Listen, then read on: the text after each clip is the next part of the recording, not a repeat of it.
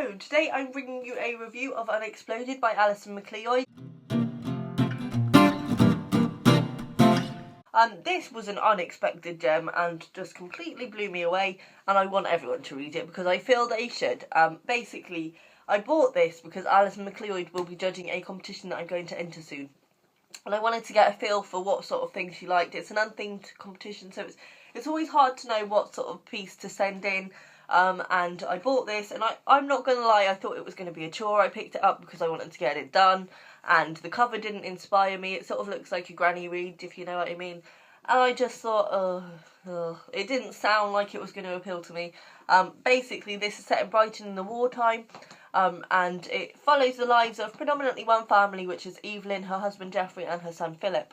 And it follows the lives of them during the wartime and how it affects them and how it affects their relationships with each other. Basically, it's been rumoured that Brighton is going to become Hitler's HQ in England, so they're preparing for him to invade any day, basically. And it's just a beautiful, beautiful book. The writing is spectacular in it.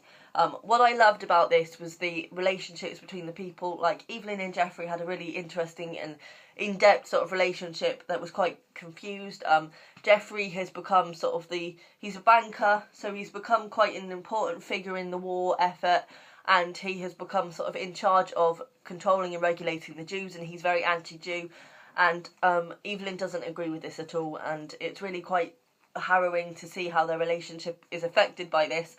And Philip as well, their son, who I think is 8 or 9 in this, his opinions of the war and sort of his views on the war and things are really devastating. And like, him and his friends will sort of sit down and be like, oh yeah, Hitler wrote me a letter, you know, we're gonna hang out and stuff. And it's like, it's sad, it's so sad, because they're just trying to be lads and show off and be like, Hitler's cool, you know. And it's really upsetting because obviously, you know, it's not cool for them to just go along with it, and like, it's just really sad how their innocence is sort of so misplaced in that situation. And I just loved the characters in this, and I'm going to read everything Alison Macleod has written because I just think it was her writing that really, really blew me away in this.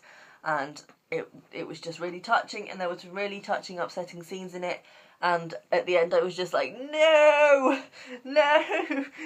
a lot. So it's one of these that you just, you start seeing where it's going to go, and you start just being like, you just want everyone to stop, take a moment, step back, think about things.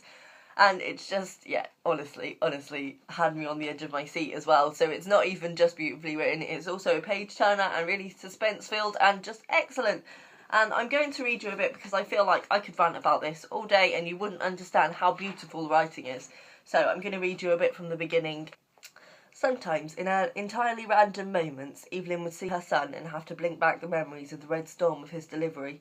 She never forgot, though other women had assured her she would, and occasionally in those long gazes something seemed to pass between Philip and her, a flickering of mutual confusion, guilt and apology.